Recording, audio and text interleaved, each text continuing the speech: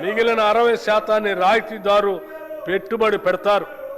ఈ 60% రాష్ట్ర ప్రభుత్వం 15 సంవత్సరాల కాల పరిమితి 30 యాన్యుటీల్లో తిరిగి చెల్లిస్తుంది. ఈ రోడ్ల నిర్వహణ బాధ్యత పెట్టుబడిదారుడికే ఉంటుంది. ఈ ఆర్థిక సంవత్సరంలో 2980 కిలోమీటర్ల రహదారుల్ని నిర్మించాలని ప్రతిపాదించడమైనది. ప్రస్తుత ఆర్థిక సంవత్సరంలో నగదు చెల్లింపుకి 1372 కోట్ల రూపాయలు అవసరం అవుతుంది. ఈ బడ్జెట్లో పంచాయతీరాజ్ గ్రామీణ అభివృద్ధికి 33,688 కోట్ల రూపాయలు ప్రతిపాదిస్తున్నాము. సాగునీటి ప్రాజెక్టులు డిసెంబర్ 2023లో మా ప్రభుత్వం బాధ్యతలు చేపట్టిన నుండి సాగునీటి ప్రాజెక్టులు పూర్తి చేయటం ప్రభుత్వ ప్రాధాన్యంలో ఒకటిగా ఉంది. కృష్ణా గోదావరి జలాల్లో తెలంగాణకు దక్కాల్సిన న్యాయమైన వాటా కోసం గౌరవ సుప్రీంకోర్టు ట్రిబ్యునల్ చట్టబద్ధమైన సంస్థలు భారత ప్రభుత్వం వంటి ప్రతి వేదిక పైన మా ప్రభుత్వం సమర్థవంతంగా పోరాడింది. మా ప్రభుత్వానికి గతంలో పెండింగ్లో ఉన్న అనేక ప్రాజెక్టులు వారసత్వంగా వచ్చాయి. క్యాపబిలిటీ ప్రస్తుతం కొనసాగుతున్న మరియు పెండింగ్లో ఉన్న ప్రాజెక్టులైన పాలమూరు రంగారెడ్డి ఎత్తిపోతల పథకం, మహాత్మా గాంధీ కలవకుర్తి ఎత్తిపోతల పథకం, జవహర్ నెట్టెంపాడు ఎత్తిపోతల పథకం, రాజీవ్ భీమా ఎత్తిపోతల పథకం, మక్తల్ నారాయణపేట కొడంగల్ ఎత్తిపోతల పథకం, ఎలిమినేటి మాధవరెడ్డి శ్రీశైలం ఎడమకట్టు గాలువ ప్రాజెక్ట్, ఉదయ సముద్రం డిండి ఎత్తిపోతల పథకం, మహాత్మా గాంధీ ఎత్తిపోతల పథకం, జాన్పాడు ఎత్తిపోతల పథకం, మోతే ఎత్తిపోతల పథకం, జె చొక్కారావు దేవాదుల ఎత్తిపోతల పథకం, సీతారామ ఎత్తిపోతల పథకం, చిన్న కాళేశ్వరం ఎత్తిపోతల పథకం, Gouravelli project, Errapalem Jawaharlal lift irrigation project, Triveni Sangamam, Pulimadugu వాగు, కొమరం భీము, చిక్మాను వాగు, కేరామేరి మండలంలో అమ్మవారి మడగాస్కర్, లెండిగూడ, జైనూర్, మంటో, రోసి, మల్టా మినీ రిజర్వాయర్ మరియు ఇతర ముఖ్యమైన ప్రాజెక్టులు పూర్తి చేసే దిశగా మేము కృషి చేస్తున్నాము.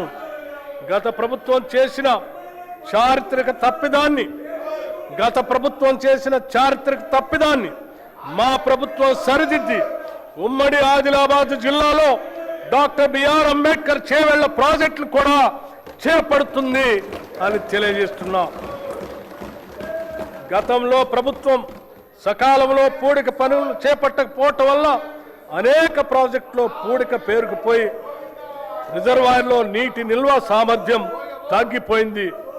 భారత ప్రభుత్వ జలశక్తి మంత్రిత్వ శాఖ వారి జాతీయ పూడికతీత మార్గదర్శకాల ప్రకారం ఇప్పటికే ఆదాయ ఉత్పత్తి విధానం ఆధారంగా పైలట్ ప్రాజెక్టుగా చేపట్టిన కడెం, లోయర్ మానేర్ డ్యాం మరియు మిడ్ మానేర్ డ్యాం ప్రాజెక్టులతో పాటుగా శ్రీరామ్ సాగర్ ప్రాజెక్ట్, ప్రియదర్శిని జూరాల ప్రాజెక్ట్, మూసీ నాగార్జున సాగర్ ప్రాజెక్టులో కోల్పోయిన నీటి సామర్థ్యాన్ని పునరుద్ధరించడానికి మేము పూడికతీత పనులు చేపడుతున్నాం.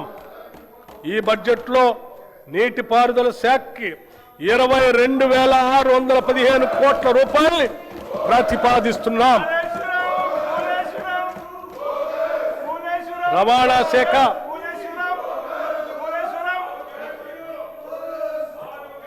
తెలంగాణ రాష్ట్ర రవాణా శాఖ పరిధిలో 1,82,00,000 నమోదిత వాహనాలు ఉన్నాయి. వ్యవసాయ మరియు త్రిచక్ర వాహనాలు చెందిన 11,75,000 వాహనాలకు 105,16,00,000 రూపాయలు పన్ను మినహాయింపులు మంజూరు చేశాం. ఎలక్ట్రిక్ వాహన విధానం కింద 1,06,000 ఎలక్ట్రిక్ వాహనాలకు 856,98,00,000 పన్ను మినహాయింపులు ఇచ్చి పర్యావరణ పరిరక్షణకు తోడ్పడుతున్నాం. దీని ద్వారా ప్రభుత్వానికి రాబడి తగ్గిన పర్యావరణ పరిరక్షణ విషయంలో వెనకడుగు వేయటం లేదు. రాష్ట్ర వ్యాప్తంగా రోడ్డు భద్రతా చర్యలను మరింత కఠినతరం చేశాం. నేషనల్ ఇన్ఫర్మేటిక్స్ సెంటర్ అభివృద్ధి చేసిన డిజిటల్ సేవలు సారథి వాహనాలను తెలంగాణలో అమలు చేస్తున్నాం. వాహన సేవలను వచ్చే 6 నెలల్లో పూర్తిగా అందుబాటులో తీసుకొస్తాం. రాష్ట్రంలోని అన్ని R&B రోడ్లను హైబ్రిడ్ యాన్యుటీ మోడ్ విధానంలో అభివృద్ధి చేసేందుకు ప్రతిపాదనలు సిద్ధమయ్యాయి. హైదరాబాద్ చుట్టూ రీజనల్ రింగ్ రోడ్డు నిర్మాణంలో పాటు సమాంతరంగా రీజనల్ రింగ్ రైలు ఏర్పాటు చేయాలని నిర్ణయించాం.